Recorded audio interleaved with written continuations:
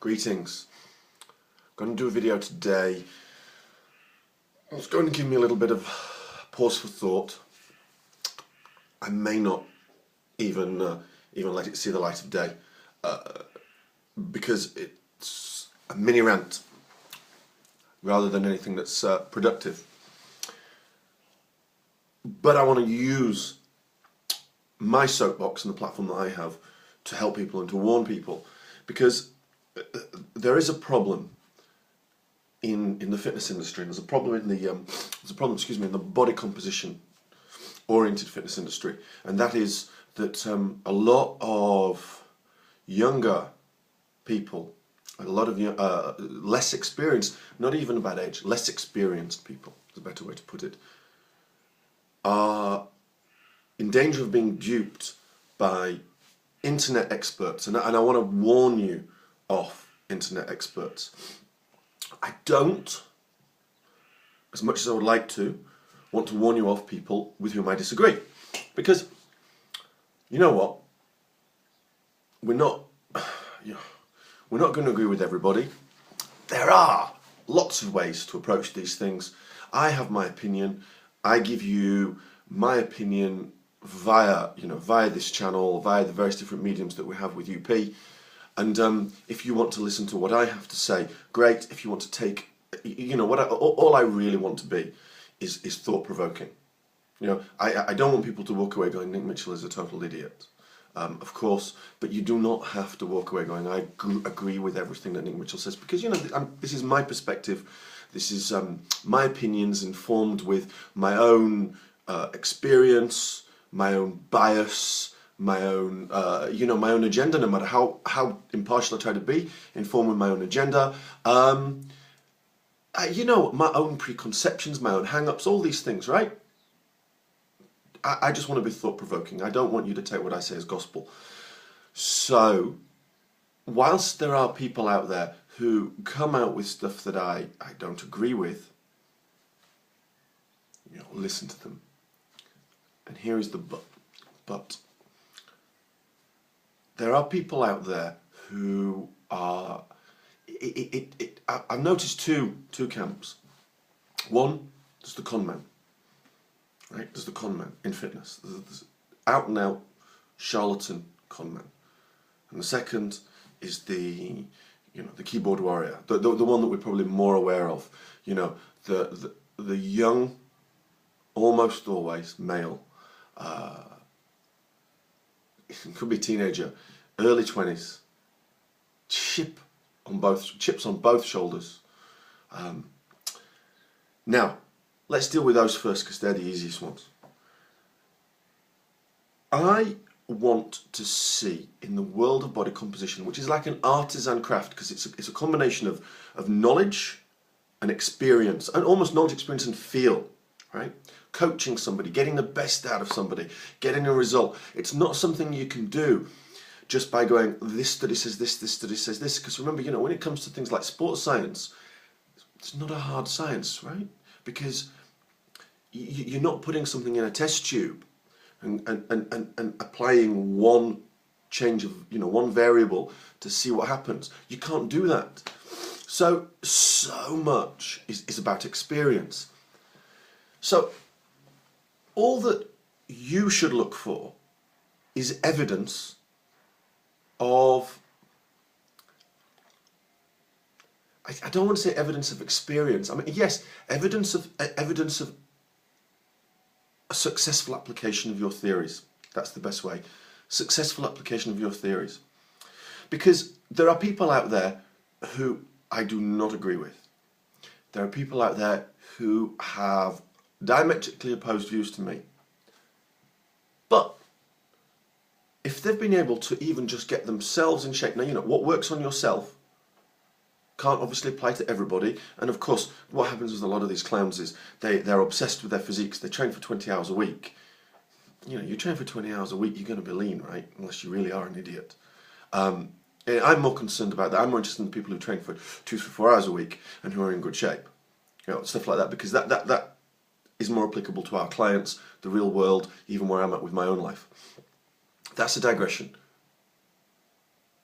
if there's evidence of the success of your own theories, okay, you deserve whatever platform is afforded to you, right? You deserve to have a voice, and you deserve to voice your theories. It doesn't mean you deserve to be a total prick on the internet, like a lot of these guys, but you deserve a platform, and these are the people, if you're confused, whom you should listen to, because they've done something, even if it's just on themselves, they've done something. So that brings us to the small but often very vocal, quite irritating minority of people who have never done anything and have no evidence of doing it with anybody else, or have any evidence of doing it on themselves. Because you've basically got to have evidence of doing it on yourself, or evidence of doing it on people you've coached and people you've trained. One, the other, or both. Okay? If you're not in shape, but you've got lots of people in shape, your theories count. If you've only ever got yourself in shape and you've never got anybody else in shape, I actually think your theories count for less. But you know what? You deserve to have a voice. But if you've never got yourself in shape and you never got anybody else in shape, you should shut the fuck up and learn a bit of humility. Oh, excuse me while I, let that thought sink in while I sip a cup of coffee. It's not that hard. Get a bit of pedigree somehow. It doesn't have to be amazing. Then start to voice your opinion on the internet. It's not the same as asking questions. Of course you can ask questions. Of course you can disagree. But there's a difference between that and setting yourself up as an expert and deciding you can flame and attack various different people, which is of course what some of these clowns do. I'm saying this in a more aggressive way than I actually feel, because really I'm past. It doesn't bother me. I just thought this is something. I'm trying to do regular videos. I think this is something that should be addressed, because I see decent people getting sucked in, and you don't want to get sucked into these clowns. I was sent a video the other day she's a beginner. Nothing wrong with being a beginner. Of a beginner, and he's videoed himself, and he's this passive-aggressive twerp. Passive-aggressive twerp, because somebody speaks to him in his video and doesn't have the balls to actually say anything to their face while they speak to him, and then when they're gone, he writes a comment, pulls a face,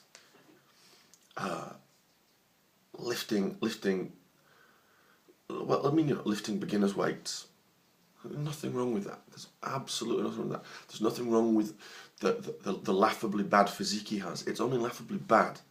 The weight he's lifting is only laughably bad, right? The physique he sports, the skinny, fat, double chin physique he sports, is only laughably bad because this clown sets himself up to criticise and sets himself up as being on high to attack people like, he's gone for me, but I actually don't care. But, he goes for people I'm friends with, like Poliquin and Filoni and pretty much I think everybody. I don't see what they do, I just get shown it, so I don't know. What world of delusion are these people living in? I do know that one of my notorious fans said that if he followed my 12-week body plan book, he would regress in terms of muscle mass, apparently. And again, I doubt this young man has ever put muscle mass on anybody. And if his own physique would regress during my book, regress back to what? Polio.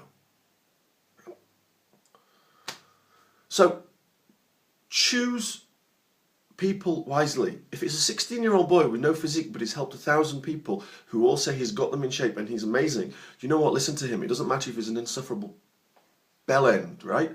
That's not the point.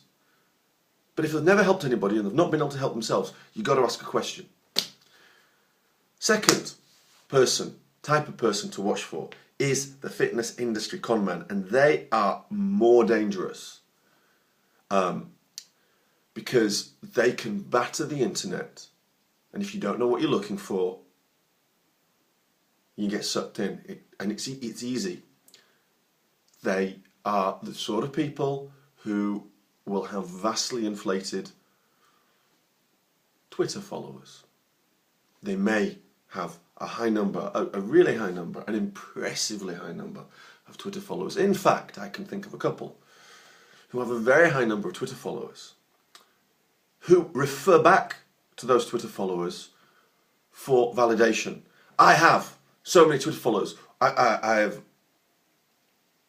been shown conversations, arguments, because these guys can be very argumentative because they're touchy. Why are they touchy? Because they're sensitive. Why are they sensitive? Because they've got a lot to hide. They they go, I got all these Twitter followers. Look at me, I'm famous. You're nobody. Fuck you, you fucking dickhead. They've got like 5% real followers. But you don't know that. Unless you know how to do Twitter audit, you don't know that. One of them has started to have a go at me. In fact, a couple of them started to go at me, but one of them started to have a go at me.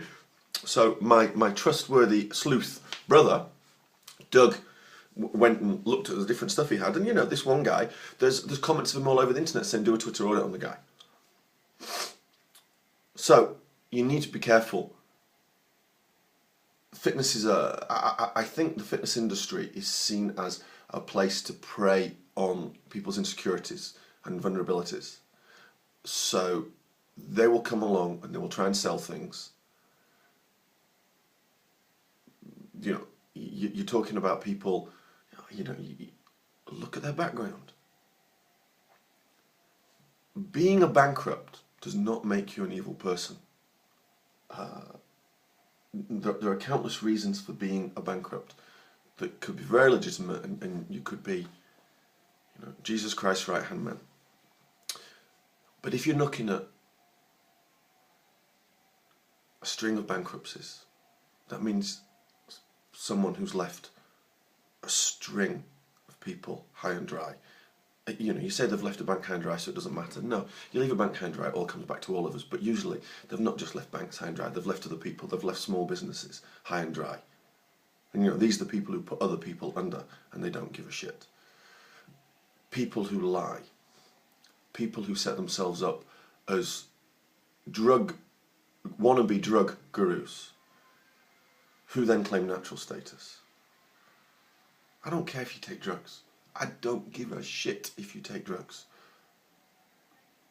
You don't have to say you take drugs. Don't say anything. But don't claim natural status when the world knows that you're not. Just shut up about it. These people are dangerous. They will get revealed. Well, they have been revealed. They've been revealed to people like me. They've been revealed to all the people I know. But they hope that they throw enough stuff out there that it will stick and some people will buy their bollocks before they move on to the next thing, right? Before they move on to the next thing, because these are the people who have to move from one place to the next and almost certainly from one part of an industry, if not one industry, to the next as they get found out, as they get burned. So always be careful about who you listen to. Whether you listen to me or whether you listen to anybody else, take what we say with your own yardstick of judgment, your own pinch or pillar of salt, and use common sense. I always say this, listen to the people who speak to you, right? Who speak your language and who speak to you, without getting too poncy, who speak to your soul. But always look for a track record. If somebody says, my track record is this, but they can't actually quantify it, what should that tell you? It should tell you something. Because if you're a good salesman, some of these people are good salesmen, one of the ways to be a good salesman, if you can back it up and you're a good salesman, but you're actually, kosher, genuine, bona fide, with credibility, is you've actually got examples. You've got different people who say, yes, I've done this with such and such. And it's validation, it's backing things up. So be careful. It concerns me. The industry is getting it's not getting worse. I think it's just a periodical thing, and there'll be a clean out. So, no doubt, if I publish this video, 1 or 2 or 3 or 4 people will be supremely aggravated with me. But you're already aggravated with me already, aren't you? For reasons entirely known to yourselves. I hope people catch on to you.